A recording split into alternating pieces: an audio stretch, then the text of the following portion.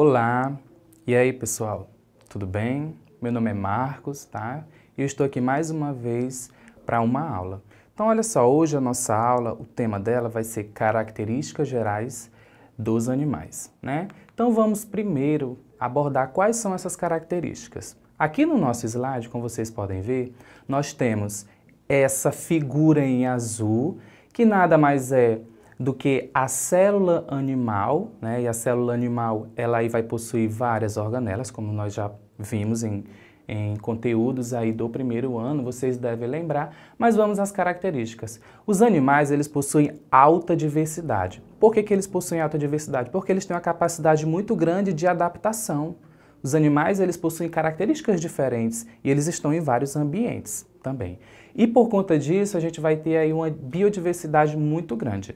Tanto que eles são os animais, né? Nós, seres humanos, nos enquadramos também dentro dos animais. Nós em quem, entre aspas, dominamos esse planeta, né? Em termos de diversidade. Bom, eles são eucariontes, né? Os animais, eles são eucariontes. O que isso significa? Só olhar lá para a nossa célula lá do slide. Se essa célula ela possui um núcleo, ela vai ser eucarionte. E lembrar que dentre os reinos que nós estudamos, apenas um reino vai ser procarionte. Todos os demais vão possuir núcleo verdadeiro dentro das suas células. Portanto, eles serão aí enquadrados como eucariontes, né? Organismos que são dotados de célula com um núcleo verdadeiro. São multicelulares ou pluricelulares. O que isso quer dizer? Que eles são organismos que são formados por várias células. Por conta disso, eles são visíveis a olho nu. Um cachorro você consegue ver, um gato, um crustáceo, por exemplo. Não é isso? Então, eles são multicelulares. Uma outra palavrinha que vai aparecer aí, ó, são os heterótrofos. O que isso significa? Organismos heterótrofos são aqueles que não são capazes de produzir o seu próprio alimento. Por isso, eles precisam ingerir esse alimento, metabolizar esse alimento para poder adquirir energia. Então, eles não são autossuficientes, eles precisam sempre estar ingerindo glicose, proteína, sei lá, né, outros alimentos ou outros organismos para poder aí obter energia suficiente para a sua sobrevivência e para a sua reprodução. Possuem tecidos verdadeiros, com exceção de um animal aqui, né, que são os poríferos. Mais lá na frente eu vou mostrar para vocês quem são eles, mas de fato eles possuem tecidos verdadeiros. Animais que possuem tecidos verdadeiros são aqueles que vão possuir endoderme, mesoderme e ectoderme, ok? Quando a gente for falar lá sobre os anelídeos e os plateumintos, mostro isso com mais detalhe para vocês. Possui a presença de blástula, todos os animais vão possuir a presença de blástula, que essa blástula é um dos níveis lá de desenvolvimento da embriologia. Então, se você tem dúvida com relação a isso, vai lá no YouTube, dá uma pesquisada em embriologia, né, e dá uma atualizada. Reserva de açúcar é o glicogênio. Nós, né, seres humanos, que somos animais, e os animais em si, eles tem o glicogênio. Então, a gente absorve o açúcar, metaboliza esse açúcar e o excesso, quando não é transformado em gordura, é armazenado em glicogênio, né? Ele vai ser armazenado ali no fígado, nos músculos. E, por incrível que pareça, existe um outro organismo no planeta Terra que também faz essa reserva de glicogênio, que são os fungos. Então, dentro aí das características, né, de evolução, possui aí os fungos e os animais possuem essa característica. Já vi muito isso em algumas avaliações. E aí eles podem ter celoma. O que é celoma? Gente, celoma é uma cavidade, tá? Uma cavidade. O que é uma cavidade? É um buraco, né? Só que o celoma, para ser chamado de celoma, ele tem que abrigar os órgãos. Nós temos um celoma. E nesse nosso celoma nós abrigamos os nossos órgãos, né? O pulmão, o coração, o fígado, o estômago. A gente abriga esses órgãos dentro de uma cavidade. Só que existe uma diferença, tá? Então essa cavidade ela vai ter que ser revestida, forrada inteiramente por um folheto embrionário chamado mesoderma ou mesoderme. Isso é um celoma, ok? Não vamos confundir. Bom, e aí agora a gente vai falar sobre os filos, né? Primeiro filo aí, gente, é o porífera. Conforme aí mostra no nosso slide, olha só, né? Um é alaranjado, outro é um amarelo bem forte. O que são esses organismos? Os poríferos são esponjas.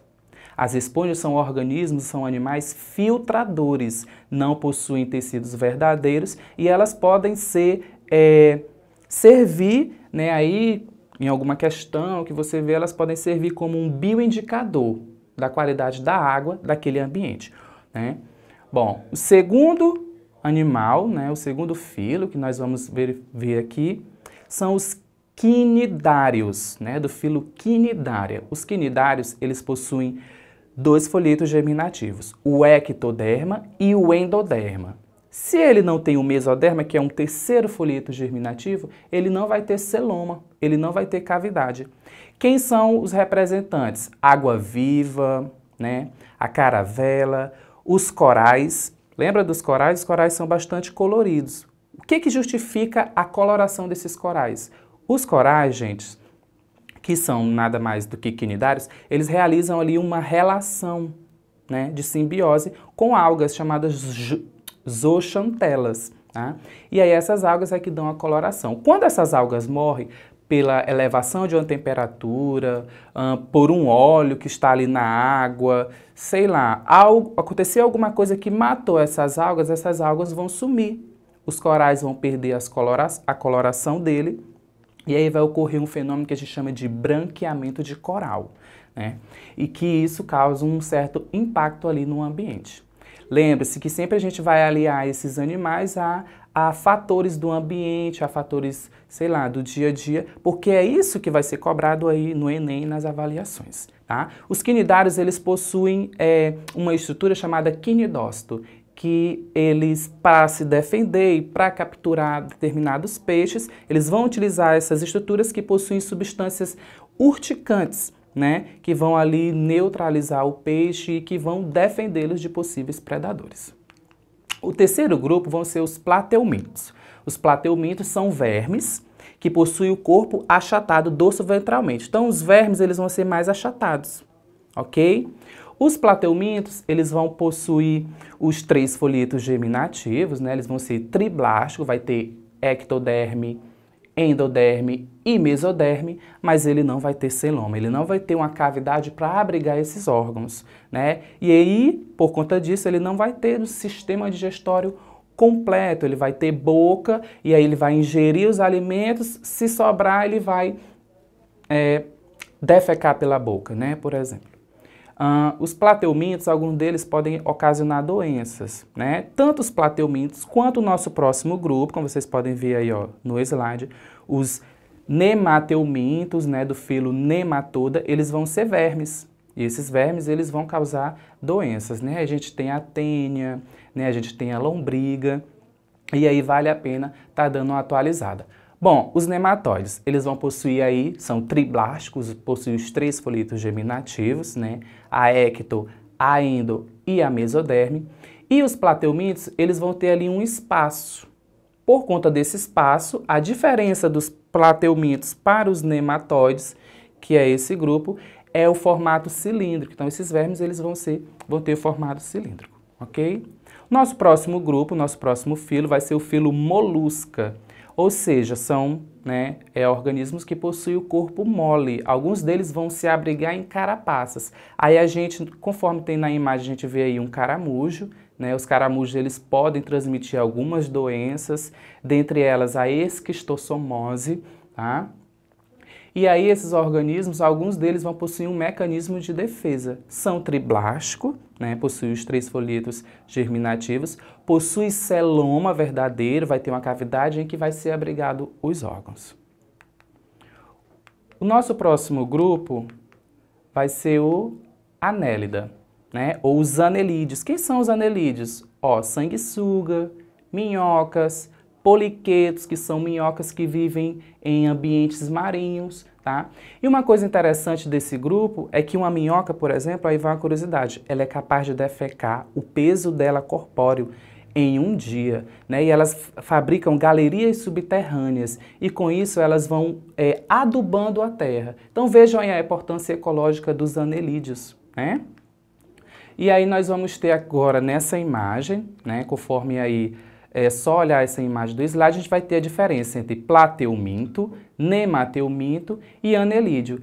Verificam lá, ó, existe um espaço no plateuminto? Não, ele tem ectoderma, ele tem endoderma e ele vai ter ali um mesoderma, mas ele não vai ter um espaço para abrigar os seus órgãos.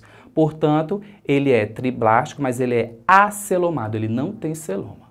O nemateuminto, conforme vocês veem aí na imagem, ele vai ter o ectoderma, vai ter o endoderma, mas dentro do endoderma, que é essa cavidade, dentro dele vai ter o que ali? Desculpa, gente, o mesoderma. Então, dentro do mesoderma vai ter o ectoderma, vai ter alguma coisa dentro dessa cavidade. Então, não é uma cavidade verdadeira, é uma cavidade falsa. E a gente vai chamar de pseudocelomado. Pseudo significa falso, então é um organismo que possui um falso celoma, uma falsa cavidade. Já os anelídeos não. Os anelídeos, olha lá na imagem, vai ter ectoderma, vai ter o mesoderma, dentro do mesoderma vai ter uma cavidade, né, uma cavidade sem ter nada ali dentro, que vai servir para abrigar esses órgãos. E vai ter aí o endoderma. Nosso próximo grupo vai ser o grupo que definitivamente conquistou o ambiente terrestre por conta das suas características. Eles possuem um exoesqueleto de quitina que faz com que eles não percam água para o ambiente. Artrópodes significa organismos que possuem pés articulados, então eles têm pés articulados que podem fugir, podem abrigar vários ambientes, além dos insetos que possuem asas e que aí vai dar uma ligeira vantagem de adaptação e evolução para esses organismos.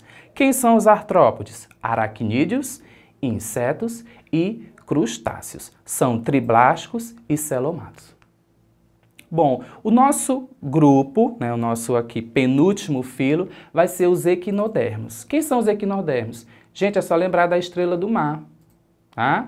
Estrela do mar, ouriço do mar, pepino do mar. Esses organismos, eles vão possuir uma alta capacidade de regeneração, né?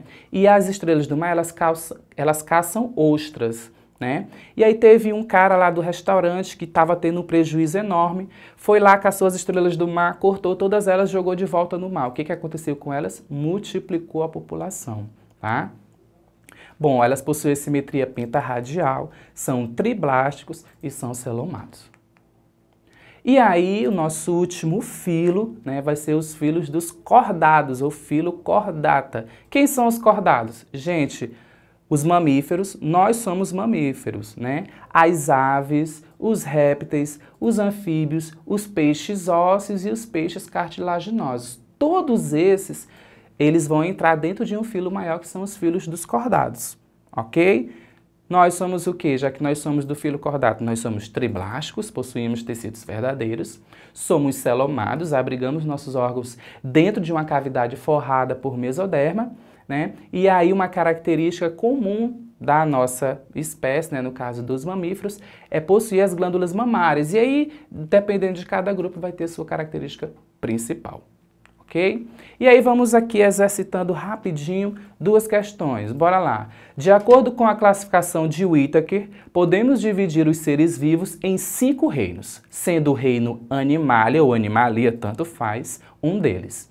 Entre as alternativas a seguir, marque a única que não corresponde a uma característica presente nesse grupo. Quais são as características que não correspondem? Olha lá o não, ó. Então ele quer uma que não é dos animais. Letra A, nutrição heterotrófica? Temos nutrição heterotrófica. Organismos multicelulares? Somos multicelulares. Somos seres procarióticos? Não. Nós somos seres eucarióticos, eucariontes. Nas nossas células, nós possuímos um núcleo organizado. Então, qual é a alternativa correta dessa questão? Letra C, ok? Bom, vamos a mais uma, né? Podemos dividir o reino animal em 9 filos mais representativos. Entre os filos listados a seguir, marque o único no qual é possível encontrar organismos com exoesqueleto quitinoso, tipo uma armadurazinha. Vão ser os poríferos? Serão quem? Letra B. Artrópodes, né? Aqueles que possuem os pés articulados. Quem são eles? Aracnídeos, insetos e crustáceos, né? Eles possuem um exoesqueleto, é como se fosse uma armadura, beleza? Bom, gente, no mais, eu quero aqui dizer que Esses tempos de pandemia está sendo bem difícil, né, focar nos estudos, mas acessem a plataforma Edu, que é uma plataforma digital do governo. Lá vai ter videoaulas, lá vai ter atividade, né, vai ter uma atividade dessa aula, como de todas as demais aulas, ok? E aí, até uma próxima.